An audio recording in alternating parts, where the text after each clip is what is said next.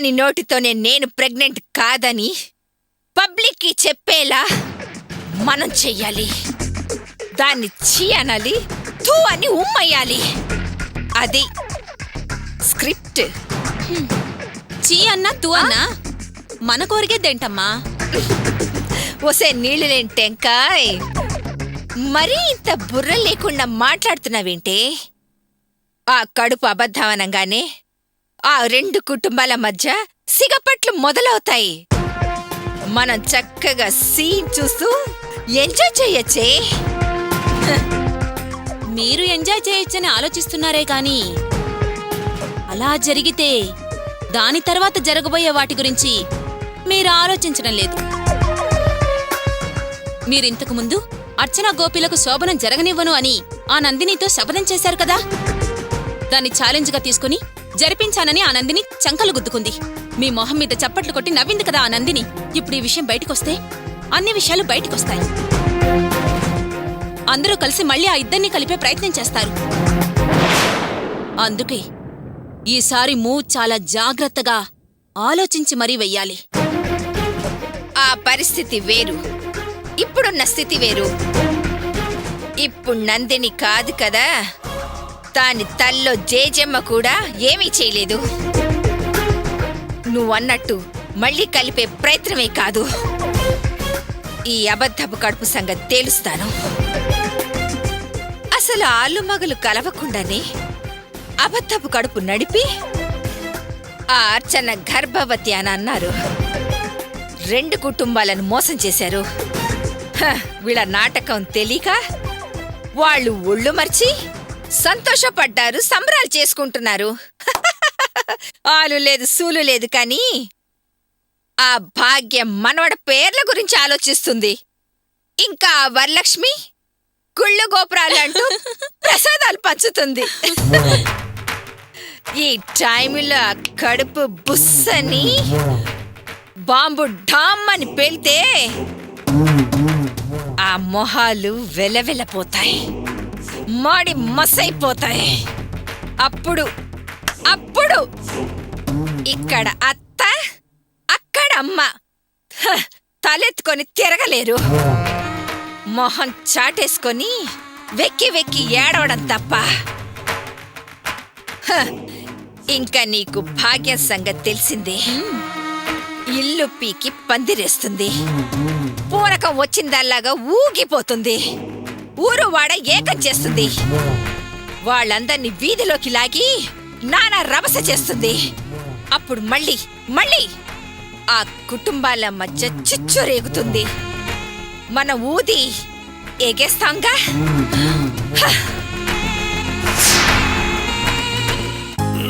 అబ్బా, డబ్బులు లేక చేతులు దూదా, మందు లేక నాలికి పీకేస్తోంది. ఓ పెగ్గు లాగిద్దామంటే చేతుల్లో రూపాయి లేదు. ఏదన్నా ఒక చాల్చి లేపేసి మార్చేసి మందు కొడదామంటే కొంపలో నిఘా ఎక్కువైపోయింది. ఈ భాగ్యం ఒకటి, ఇదివరకు ఎక్కడో తోట డబ్బులు పెట్టి మర్చిపోయేది. ఈ మధ్య దానికి జాగ్రత్తలు ఎక్కువ అయ్యాయి, పైసా దొరకనివ్వట్లేదు. దీని సీక్రెట్ లాకర్ ఎక్కడుందో ఎతకటం నా వల్ల కావట్లేదు. పోనీ ధైర్యం చేసి ఓ 100 కొట్టమే అందామనుకో, చీపురు తీస్తోంది.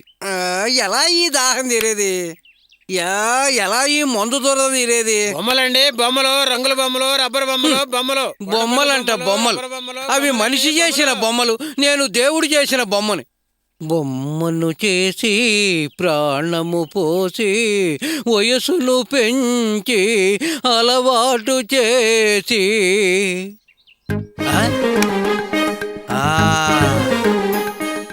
రంగయ్య, బుర్రలో బలు పెరిగిందిరా. క్వార్టర్ బాటిల్కి రూటు దొరికింది. బొమ్మలండి, బొమ్మల బాయ్, ఉండు ఉండు ఉండు, బొమ్మలా ఉండు. సార్ బొమ్మలు కావాలా? కావాలే కదా, ఆగమందే. ఇవన్నీ మంచి బొమ్మలేనా సార్? Number 1 sir. లోకల్ ఉన్నాయి, ఫారెన్ ఉన్నాయి. ఫారెన్? అవును సార్, చైనా మేడు. చైనా? అవును. Really China?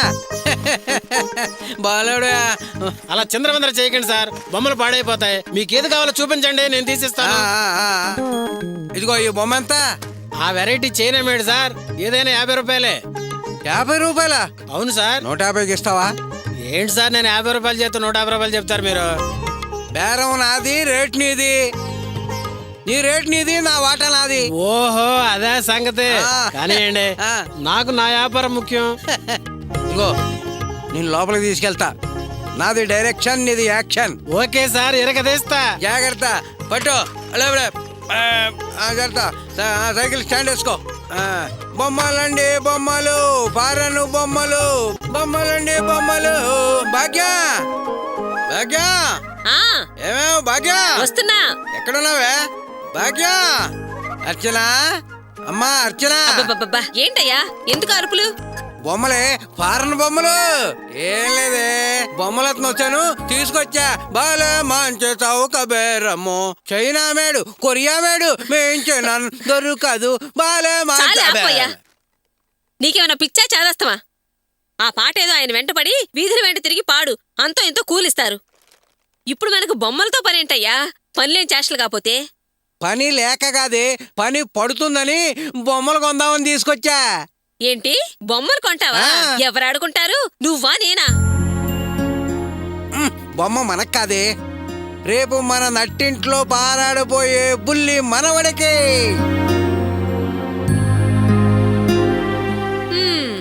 మనవణ్ణి మనం చూడాలంటేనే 9 నెలలు పడుతుంది. వాడు బొమ్మలతో ఆడుకోవాలంటే ఇంకెన్ని నెలలు పడుతుందో.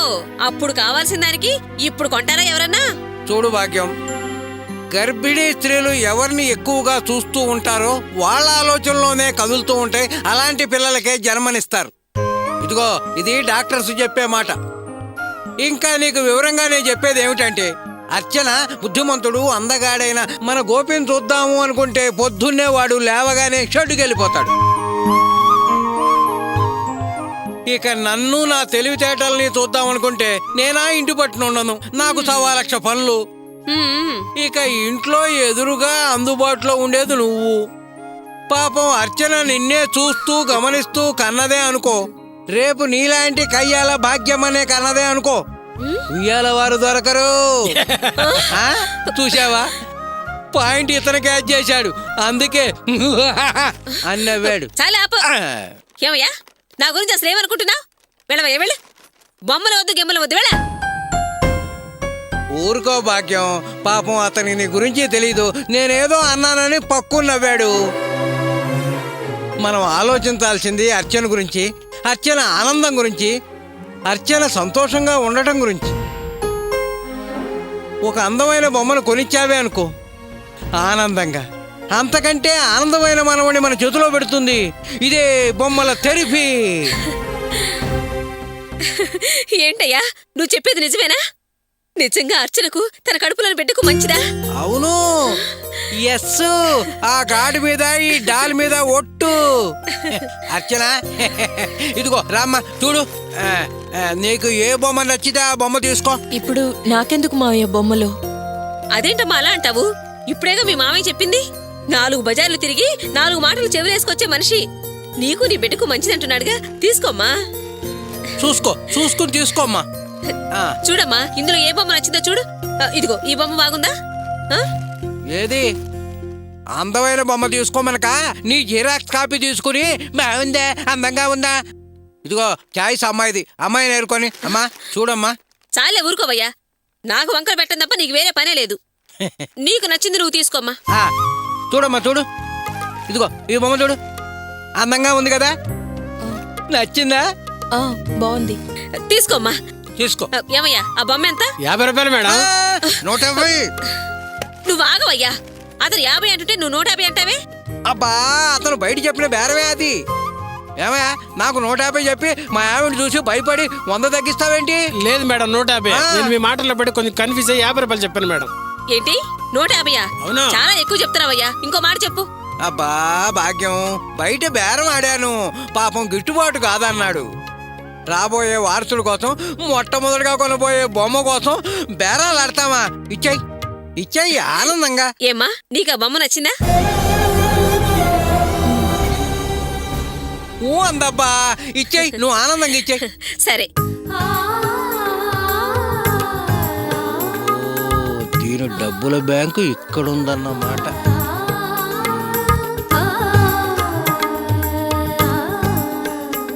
ఇదిగో ఇదిగోనయ్యా. ఏంటి పుట్టబోయే బిడ్డ కోసం అప్పుడే బుట్టెడు బొమ్మలు కొంటున్నట్టున్నారు పిన్ని? బుట్టెడు కాదు గాని ఓ మంచి బొమ్మ కొన్నాం. ఎంతంట పిన్ని? 150 రూపాయలమ్మా. ఏంటి 150? బజార్లో 25 రూపాయలే పిన్ని. 25 రూపాయలు. ఇది మామూలు ధూళిపేట బొమ్మలు, దూది బొమ్మలు కాదు. ఇవి foreign, made in China and Korea. ఓహో. ఇవి షాప్ లో అయితే 500 దాకా ఉంటుంది. నేనేదో బేరం ఆడి 150 దాకా లాక్కొచ్చాను. నువ్వు పదా నడు. బొమ్మలండి బొమ్మలు, బొమ్మలండి బొమ్మలు. ఏది ఏమైనా కాస్త రేట్ ఎక్కువే పిన్ని. అయినా ఎప్పుడో పుట్టబోయే బిడ్డ కోసం ఇప్పుడు బొమ్మలు కొండవేంది? అర్చన, ముందు ముద్దుగా ఉండే బొమ్మలాంటి ఓ బిడ్డను కని వాళ్ళ చేతిలో పెట్టు, అప్పుడే ఆనందం. బొమ్మలు బొమ్మలు చిచి, ఈ అలవాటు నాకు వచ్చిందేమిటి? పట్టుకో పట్టుకో. ఇదిగో వందకొట్టు. ఏది 100? ఇదిగోండి సార్ 100. అమ్మయ్యా. ఇదిగో మళ్ళీ పక్కకు రా. మాకు ఎంక్వైరీ చేశారనుకో నేరుకుని పడిపోతాను. సర్లే, సరే సార్. జాగ్రత్త. పడుకో పడుకో. ఓ అమ్మయ్యా, క్వార్టర్కే లేదనుకున్నా, హాఫ్కి వచ్చింది. దేవుడా ఉన్నావా? మనవడ పార్టీ. అది సరే గాని నువ్వేంటమ్మా పూల సజ్జ తీసుకుని బయలుదేరావు? అమ్మవారికి కుంకుమార్చన చేయిస్తున్నాను పిన్ని. నిన్ను అర్చన తీసుకెళ్దామని ఇలా వచ్చాను. అలాగా, అయితే ఉండమ్మా, ఇప్పుడే వస్తాను. ఏంటర్చన ఇంకా అలా నిలబడ్డావు? బయలుదేరు. నేనెందుకక్క, నువ్వు అత్తయ్య వెళ్ళిరండి. అదేంటర్చన నువ్వు రావా? అమ్మవారి గుడికి రాననకూడదు. పైగా కుంకుమార్చనకు రానండవేంటి? గర్భిణీ స్త్రీలకు ఇది చాలా మంచిది. ఏంటి కవిత, చాలా మంచిదని చెబుతున్నావు? అది కాదు బాబాయ్, ఈ పూట నేను గుళ్ళో కుంకుమార్చన చేయిస్తున్నాను. అర్చన రమ్మంటే రానంటుంది బాబాయ్. అదేంటమ్మా, అమ్మవారి కుంకుమార్చనకి రానంటావేంటి? అస్తమానం ఇంట్లోయేనా? అలా గుళ్ళు గోపురాలు తిరిగి రావాలి కదా. ఇలాంటి టైంలో అది చాలా మంచిదమ్మా. అవునమ్మా. ఇదిగో దేవతలు కరుణిస్తే దొండ పండు లాంటి బిడ్డ పుడతాడు. వెళ్ళిరమ్మా, వెళ్ళు. అర్చన బయలుదేరు. బయలుదేరమ్మా, వస్తుందిలే అమ్మా. కవిత వస్తుందిలే. మీలాంటి మర్యాదస్తులతో వియ్యమందుకునే భాగ్యం దక్కడం నిజంగా మా అదృష్టం. నాకు చాలా ఆనందంగాను, మరో పక్క గర్వంగానూ ఉంది. మీకు మీరుగా రావడం, మేము మా పద్ధతులు నచ్చడం మరీ సంతోషంగా ఉంది. మీరు సంబంధాన్ని అంగీకరించారు, అది చాలు. వచ్చిన పని సవ్యంగా ముగిసింది. మరి నేను వస్తానండి. మంచిదండి. ఒక్క నిమిషం అండి. సమయానికి అమ్మాయి కూడా వచ్చినట్టుంది. మీరే స్వయంగా చూసి ఓ అభిప్రాయానికి రావచ్చు. అలాగే. అమ్మ రేవతి, ఏంటి నాన్నా? ఇలారా. మా అమ్మాయి రేవతి. ఏం చదువుతున్నావమ్మా? BSc microbiology. మా అమ్మాయి నచ్చినట్టేగా? సూటిగా చెప్పండి. అదేంటండి అలా అడుగుతారు? వీళ్ళ ఇంటిల్లి బాదికి నచ్చింది. అందుకే కదా మేమొచ్చింది. నచ్చకపోతే ఇచ్చి పుచ్చుకునేదాకా వచ్చేదే కాదు, వాళ్లకు బేషుగ్గా నచ్చింది. ఒక్క మాటలో చెప్పాలంటే మీ అమ్మాయి వాళ్ళింటి కోడలు కావడం వాళ్ళ అదృష్టం. దేనికైనా పెట్టి పుట్టాలి. అయితే మీ అబ్బాయి, అదే మా కాబోయే అల్లుడు గారు, ఒకసారి అమ్మాయిని నేరుగా చూసి ఓకేని తలూపేస్తే మా పెళ్లి పనుల్లో మేముంటాం. అవును, మీ అబ్బాయి ఎప్పుడొస్తున్నారు? రావడం ఏంటండి, అమ్మాయి గారి ఫోటో అబ్బాయి గారికి ఈమెయిల్ చేయడం కూడా జరిగింది. ఏమయ్యా, మా ఇద్దరి మధ్య నువ్వు మధ్యవర్తివే కాదన్ను, కానీ మ్యాటర్ని ఇంత మధ్యలోకి వచ్చి చెప్పాల్సిన అవసరం లేదు. పక్క నుండి కూడా చెప్పచ్చు. ఆల్రెడీ అబ్బాయి గారికి అమ్మాయి గారి ఫోటో మెయిల్ చేయడం జరిగింది. అబ్బాయికి అమ్మాయి తెగ నచ్చేసింది. చక్కటి పిల్లని చూశానని చంకలు కొట్టుకుంటూ ఫ్రాన్స్ మొత్తం తన ఫ్రెండ్స్కు ఫోటో చూపించుకొని తిరిగేస్తున్నాడు. తాళంటూ కడితే మీ అమ్మాయి మెళ్ళలోనే కడతానని తెగేసి చెప్పాడు. కానీ కట్నం అడగద్దని మాకు ఆర్డర్ జారీ చేశాడు. ఏంటి, వరకట్నం కూడా వద్దన్నాడా? ఆహాహాహా, ఏమి ఆదర్శం, ఎంత గొప్ప గుణం! మీ మాటలను బట్టి అబ్బాయి మంచితనం ఇట్టే అంచనా వేసేయచ్చు. మీ మాట ప్రకారం మేం పెళ్లి పనులు ప్రారంభించుకోవచ్చుగా? డౌటే లేకుండా మొదలు పెట్టుకోవచ్చండి. కానీ ఒకే ఒక డౌట్ క్లియర్ అయితే మనకి ఏ డోకా లేదు. ఓసారి వీళ్ళ అబ్బాయి ఫోటో కూడా అమ్మాయి గారికి చూపించి అభిప్రాయం తెలుసుకుంటే మీ పనులు మీరు చకచకా చేసుకోవచ్చు. ఇదిగోండి ఫోటో.